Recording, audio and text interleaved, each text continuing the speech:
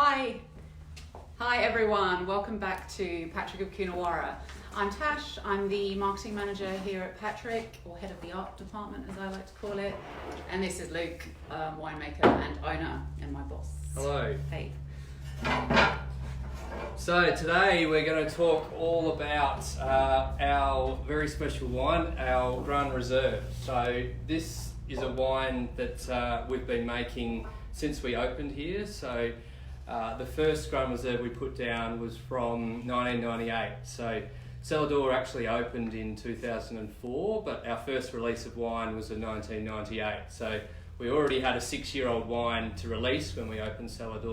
And that's pretty special to be able to hold back wines for that time period before we actually opened.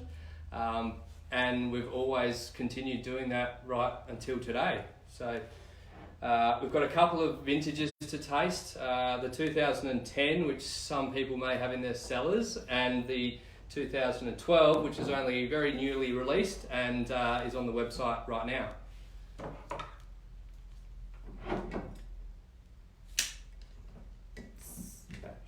What vintage are you tasting first?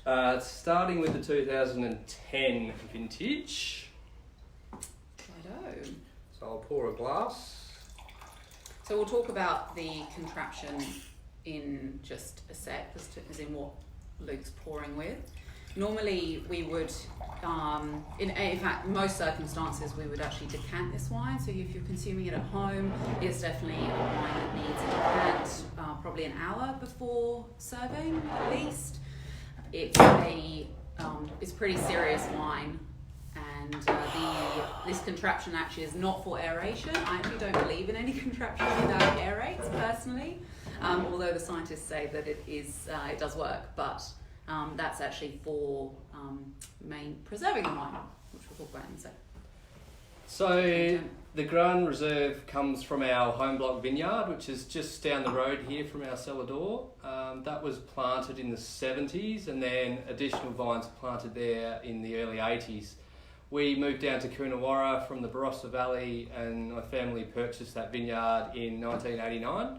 And so my dad's been making wine from the vineyard for other companies he worked for at the time, but then from 98 onwards, the wine was all laid down for ourselves. So it is a very small 1 hectare vineyard, so it's doesn't produce a huge amount of fruit, but what it does produce is quite concentrated and rich. It's on some lovely Terra Rossa soil, so the soil at one end of the vineyard is only about 30 centimetres deep, and then it gets a bit deeper as you go sort of north to northwest.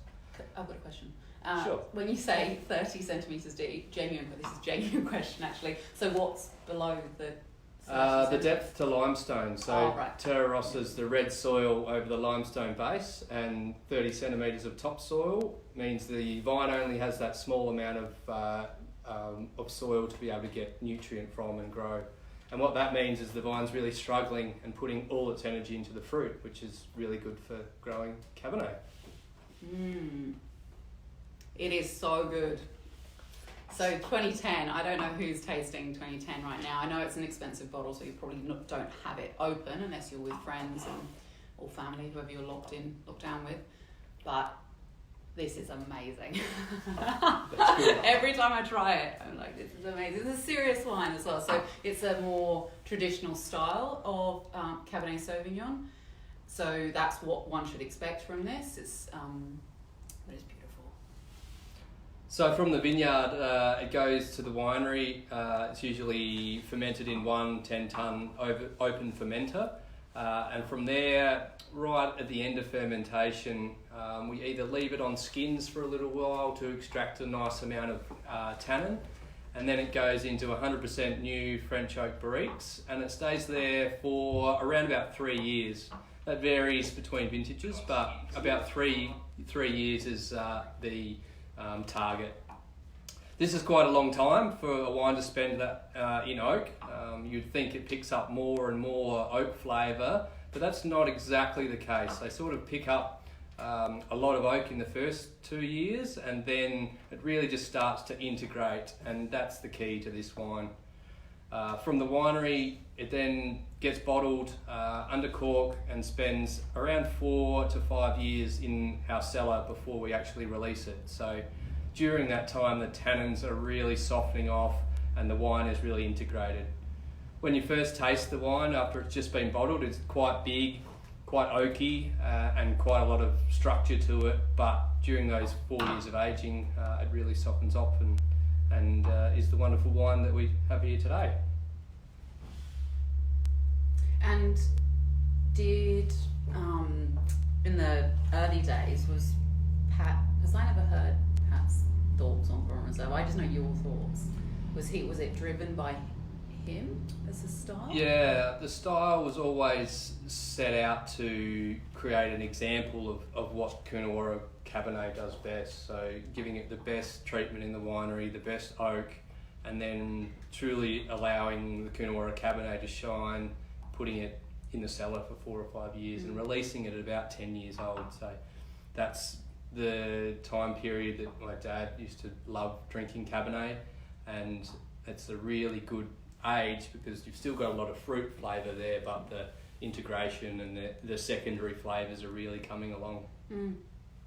Yeah.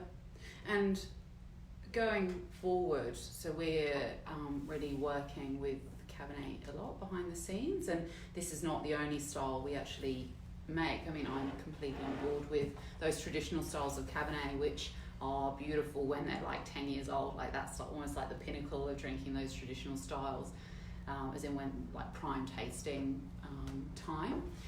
But yeah, so there will be other styles which won't need 10 years, and as a business we do believe that releasing wines at that optimum tasting point is really important. So this is just a clear example of where we could release it 4 years ago when it goes to bottle after it's spent its time in oak, but we don't. We actually keep it in the cellar so that you actually see the end product after it's been cellared. So as a minimum, it spends 7 to 8 years. That is our sort of benchmark before it even gets released to the public.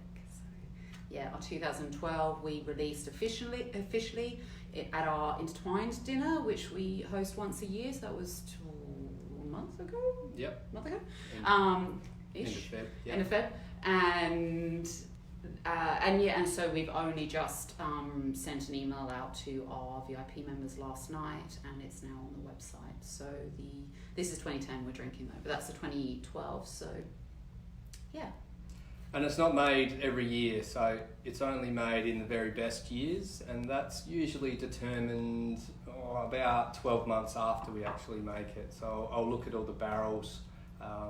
If it's a year like 2010 was big and warm and it's got some big fruit flavour, that's what I look for as a young wine, to be able to carry the tannin and the complexity through to an aged wine.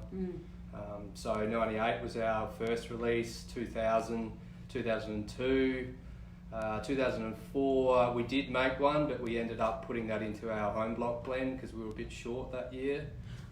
2006, 2010, and then 2012.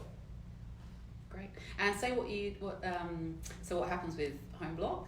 So if it's not classified as... Yeah, so in the years that I don't think it's going to make the grade for Grande Reserve, then all of that wine then goes into the home block, and the home block is better for that blend. So it makes a consistency across the home block, but when you have a great year like 2010, you can make a really good wine for the Grande Reserve and a really good home block as well. And actually 2012, that rule doesn't really apply because 2012 home block, for those who were on to 14 now, the 12 home block was amazing. So probably just it was a great vintage. Yeah, when we have a great vintage, it's great all round. It's great all round. Yeah. So historically, the even years have been better in Coonawarra. There's a few anomalies in there, but sort of right back to the early 90s, all the even years have generally been pretty good. So going back to the style quickly, so if you tasted a really young, pretty oaky Coonawarra Cab, so if you tasted this 3 years in, it would be quite out of balance probably. Yeah. But this right now is tasting so good. So even if you have this perception of it's too big, there's too much oak, oak isn't really your thing, I would highly recommend trying a Coonawarra Cabernet of that higher level in terms of quality and finesse with that age, because it's quite amazing. Even if you like a softer sort of style, whether it's, let's say, a temp, which is quite medium bodied, or lots of those Spanish varieties, I would actually recommend trying Cabernet Sauvignon, particularly from Coonawarra, but lots of other regions do them, of course. But Coonawarra Cabernet with 10 years on it, 8 to 10 years, and I think you'll be quite surprised if you're not already. Do you want to do a quick sort of tasting note? Yeah, so the aromas of this one sort of jump out at you. Initially you're getting a little bit of cigar box and leather and that sort of character, which I associate with the age. So Coonawarra Cabernet tends to have that sort of leathery cigar box character as it gets older. And then underneath that you're getting a nice bit of fruit there. So there's a bit of blackberry and cassis and those sort of flavours. But for me, it's the palate that really shines on the Grande Reserve. I would even say the 10. We tasted the 12 the other day, and just me and Luke. But the 10's quite chocolatey on the palate, which is quite delicious. So this wine's all about sort of, you've got upfront flavours of fruit, but then it's layered with a lot of spice and chocolate and a little bit of oak still there. But the length is really amazing. It's one that just lingers for so long, and the tannins are super soft and super fine, which you wouldn't expect from a wine that's had that sort of oak treatment and 100% new oak. But it's one that really just keeps on giving. And as usual, so last week we said that we'd smash the technology thing. So I didn't realise that Instagram, I wasn't watching Instagram comments, and there were a few comments last week from Instagram. So if you have any questions, whether it's now or later, I will be replying. On Instagram, I can't actually reply later, so just note that for some reason. But I am here, I'm watching, I can see comments come through, so let me know. So, 2012. Do you want to just talk about the Coravan quickly? Yeah, sure. So this little contraption we've got here is a Coravan. And what that does, basically, it creates a little spear. Hang on, I'll just pour this.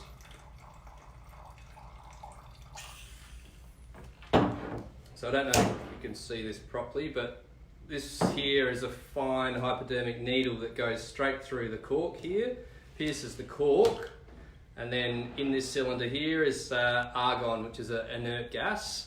And what happens when you tip it upside down, you give it a quick squirt of gas. The gas actually replaces the volume of the wine inside the bottle, and then when you pull it out again, the cork just seals up, and the argon layer sits on top of the wine. So we use this here in Cellared basically to keep the wine preserved and fresh and drinking beautifully. We've done a lot of experiments with it, kept wine for quite a long time, months even. So this bottle here has been open for about a month, and it's about 3/4 full, and it still tastes beautiful. So the idea is you're able to basically have one glass of wine from any of your wine bottles in the cellar and put it back on the cellar shelf and have another glass later. So yeah, fantastic for here, but keeps the wine.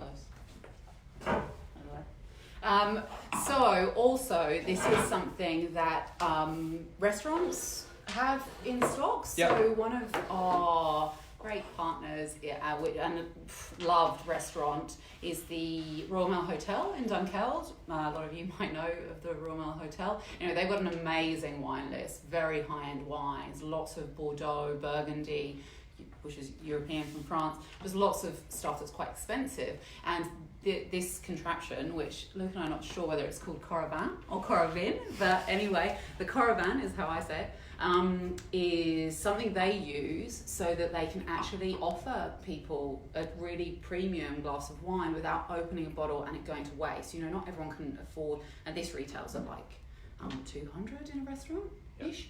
So quite a lot, so not people can't necessarily afford that sort of price point. So it allows them to have give a glass of wine to customers for, let's say, 20, 25, which is semi-affordable, maybe more, and they use Coravan, which allows it to preserve it. And you can, with a screw cap, so a friend of mine asked me this last night on a virtual dinner that we had, and she asked me whether it's applicable to screw cap. So no, there is not a screw cap version that goes through the screw cap, but Coravan do have these little screw cap lids that they provide. So you buy those, and then once you've unscrewed your wine, you put it on, and there's a layer of silicone that acts as the protective layer. So they don't last as long though. So another friend of mine was telling me it's a 3-month.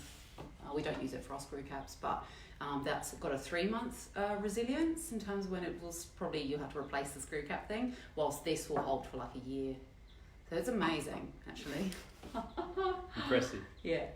So the 2012, so some of the orders that were just placed over the weekend have all gone out today. So thank you for everyone that's purchased one of those, and I look forward to hearing some feedback when you get it. 2012 was a bit of a cooler year than 2010. So initially the wine, I'd say, is probably a little bit more savoury style than the 10. The 10 has got that rich chocolate and that real sort of sweetness to it, whereas the 12 is a little bit more earthy and leathery and complex in that regard. So it's good.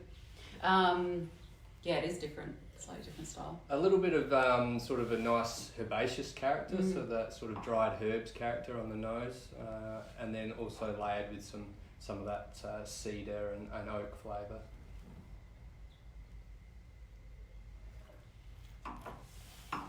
And great for aging. So this has already been pre-aged, but it will last for 20 more years.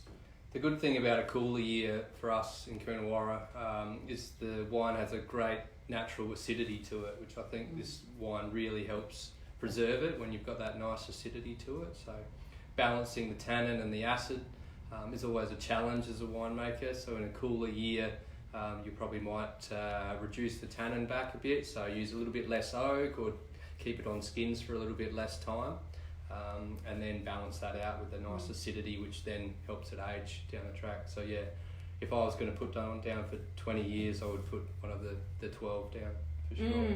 Oh yeah, really? Yeah. Interesting. I don't know if Luke touched on this because I've got one ear on social media, but I liken this style. In fact, I liken a lot of Coonawarra Cabernet in that more traditional style to Bordeaux. So I might actually just completely separate episode on Bordeaux, because it's an amazing region, which I had the opportunity to visit a few times back in my UK wine waffle days. But it's split by a river, essentially, the region of Bordeaux. You've got lots of sub-appellations within the broader region, and which just means sub-region. And it's split by a river, and you've got left bank versus right bank. So you'll hear a lot of that jargon when people talk about Bordeaux. And left bank is more gravelly sort of soil, whilst right bank is more clay. So right bank you'll see a lot of Merlot being grown, and left bank you'll see a lot of Cabernet Sauvignon. And this is, I believe, to be really quite similar to left bank Bordeaux. And we've actually we put it forward as did a comparison with a Bordeaux house a couple of years ago now for our one of our VIP dinners, and it was amazing to see the comparison. So Europe's a bit cooler, not cooler, sorry, but it has more savoury notes, whilst Australia's got a bit more of that fruit drive at the forefront, but very similar. And very, very good to have the opportunity to compare Bordeaux to Coonawarra Cab. It's really interesting. I'd recommend it any day of the week. Yeah, it's always a good comparison to see the difference in flavour. And I've tasted the $3,000, the $5,000 bottles of wine, and I know where my money would go. It wouldn't be there. Yeah. So. Yeah, exactly. So Bordeaux demands such huge price points. Yeah. And they're amazing, no doubt about it. Yeah, but great. $1,800 versus $120 is interesting. It's interesting to see them back to back. Yeah. All right. Any other tasting notes for Grande Reserve? And actually, so we touched. I do have a question, also a point. Sure. that we should talk about. So in the last episode, we talked about the estate Cabernet and the berries. So this is from a different block. This is from Home Block versus Skinner's Block, which is the vineyard we were talking about on Friday. And the berries are much smaller, which is the exact reason you choose this block for Grande Reserve. Yes, that's right. So you've got those small berries, so you've got a lot more skin to juice ratio in there. So which tannin? You get tannin. adding a lot of tannin, and you're adding a lot of colour from the skins as well. So it's very small bunches. You know, the vineyard is quite old as well, so it doesn't produce a big amount of fruit. So we have to make the best one we can out of that small volume. Yeah. And this isn't actually, it is a rule of thumb. So acid and tannin are quite, if that exists, or if it's good wine, so good inverted commas, what does good mean? But acid and tannin actually lends to good aging potential. So that's why we, as winemakers, wine people, we talk a lot about tannin and acid in particular. So aged Riesling, hence why our aged Riesling is, we age it, is because Riesling's got very high acid, and the Coonawarra block has even higher acid because it's cool climate. Yeah. So quick little tip there for you. That sounds good. All right, I think we can wrap up there the tasting. If there are no, I've got a question here actually. So, here's a question. So, does the type of wine glass you drink from impact the taste of the Grande Reserve? For me, you need a nice big glass. I'm not one for a specific Cabernet glass versus a Shiraz glass versus a Pinot glass, but for me, a glass that's big enough to sort of capture those aromas. So this is probably even too small. We use these ones in Cellared, but we use a bigger one in Cellared when we taste the Grande Reserve specifically for that reason. So. And why is that? I know. I'm just asking for you guys. I think it gives you a better opportunity. The aromas that are released by the wine are sort of captured in that glass. Also at the same time, the bigger glass, the more surface area, and you're getting a lot more oxygen and aeration. So it's one, I swirl my wine a lot. That's a bad habit of a winemaker. So that actually is getting oxygen into the wine, which then releases more aromas and really lets it shine. So, what are your thoughts on aeration? What are your thoughts on fake aerators, actually? I sort of see it as a little bit like a sparkling wine. So, a sparkling wine that you carbonate, so you're just putting carbon dioxide straight into the wine and bubble it through like a soda stream. You've got really big bubbles. Whereas a nice French champagne, you've got really fine bubbles like that. So, it's the same sort of thing as oxidation into the wine, so it's a really harsh way of aerating your wine. So I always recommend this wine be decanted for an hour or so beforehand, and what that does, it just exposes more surface area, so it naturally sort of releases that aroma rather than trying to do it all at once. Yeah, that's interesting. So I hadn't thought about that. So I don't, I think we might do one on gadgets as well. Luke was thinking it might be fun to do a session on wine gadgets. But yeah, that's interesting. I never thought about that because I don't like the aerators, the fake or not fake, but the aerators that pretend to aerate. Yeah. But if you do have the opportunity to just try a wine that's just straight out of bottle, just pour yourself up and grab a sip and then try it in an hour. It's actually quite different. Like, it's amazing. So it's all well and good for us experts to talk about the science behind it, but just try it. It's quite amazing. Another question, sorry. Fun. Best food pairing with your cab? Oh, over to you, Tash. I'd put this straight with the cheese. Okay, I do think that steak is really good with Cabernet of this caliber. So I eat blue steak. I love blue red meat. So that's what I would choose. But also I do like to have a really balanced diet. I don't eat a lot of meat as a rule of thumb. And to be honest, I just love this wine. And it's a bit like our Joanna, like when we were talking about Joanna the other day. I think that it's good on its own. I think it'll be beautiful with those richer sort of styles. I do think it goes well with red meat, just from a stylistic perspective, it just does. And if you can really keep that meat simple, in my opinion, so don't cover it in gravy we just keep it really clean, good quality meat as well. So we actually sell this to Mayura Station down in the Limestone Coast. Amazing place to eat good red meat if you're into steak. And so yeah, keep it really pure, keep the quality up, and that's what I would pair with Grande Reserve. But I also would just drink it with cheese, just good cheese, make it good. If you're going to open a $120 bottle of wine, I'll be able to speak in a sec. Yeah, just always go high end. So it's pretty special. That's my thoughts. What are your thoughts? Yeah, I think something that takes a long time as well. So over, cheese, conversation, and then just sitting back and letting the wine evolve in the glass too. So that's why I always like cheese at the end of the night when you've eaten your dinner and you're not hungry and you're just having it with a bit of cheese. Yeah. So, I think that's probably enough about Grande Reserve itself, but I was saying to Luke earlier, I really encourage, I'm trialling a few virtual platforms to see how we can really get people together in a more intimate environment. This is amazing, we'll keep doing this because this, for obvious reasons, but I really encourage anyone that is going to watch this afterwards, because not everyone's live, it's 4 p.m, it's a weird time of day, but contact us. So I might actually set up a private sort of meeting or private chat room, and we can talk about Bordeaux, we can talk about Grande Reserve, we can talk about Cabernet, we can talk about anything you want. I mean, Luke is out and about and he's way busier than me with winemaking and stuff, but I'm always here to have these conversations. I love having these conversations. My experience is from Europe as well, so there's lots of broad chit chat that we can have, which is really quite interesting. And so honestly, I'm here. Just send us a message through the Facebook channels of Patrick and Coonawarra. I'm the one who looks at those predominantly. Luke also has access, so send us a message and or jump on. I'm happy to sit down over Zoom or something and talk to you more about Grande Reserve or anything. Yeah, and Zoom is actually pretty good. So I tried house party with a few friends last night and it wasn't very good. I thought that would be the key and it was really quite shocking. So Zoom it's a really good platform, which is what we use with our daily virtual cellar door, which is a more intimate experience. So we'll probably choose something like Zoom as an arena to have those conversations on a one-on-one basis. What else was I going to say? Cheese goes with everything. Yes, it does.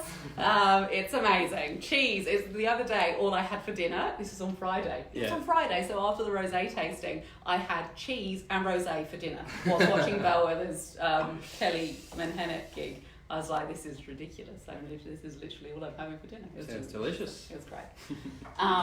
Any other questions from the floor? Yeah, any other questions? In the meantime, you guys write questions if you want, but I just wanted to say, because it's amazing how this virtual space is really evolving at the moment, and I've watched more gigs in the last 3 days than I would have ever in my life, to be honest, probably.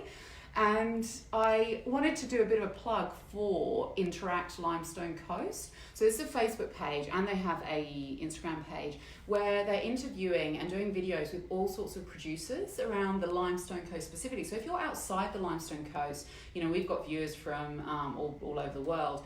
And if you are from afar and you're a bit like, I don't know not that much about the Limestone Coast, it's so good. I was watching one about bees on Sunday, Unspun Honey Co, and it was amazing. And you just learn these. We've got such an amazing array of produce in the Limestone Coast and so many good small businesses just doing great things, and you rarely hear about it. So anyway, tap into that. Interact Limestone Coast, I think is the page. Yeah. And all sorts of fun videos going on. I just wanted to say that. Good, that sounds good. Yeah, I mean, it's a very changing world at the moment, so the virtual space is where it's at. For now. But we'll get back to reality. But it's quite good. I'm loving this because I've been I don't know everyone else in the room, but I felt really connected to some of my friends from afar, almost because now it's normal to connect via Zoom or whatever. Beforehand you'd be like, it's a bit weird drinking a gin and tonic over the Zoom, what? Whilst now it's bringing people really close, which I think is amazing. That's right, and that's what we have to celebrate to get through it. Yeah. Okay, we're going to go. You can stay there this time. Okay. I'll shut off. Oh, there's It's fine. Thank you. Cheers, bye. We'll see you all again on a Wednesday for another episode. Yes. Yep. Great. Just ending. Bye.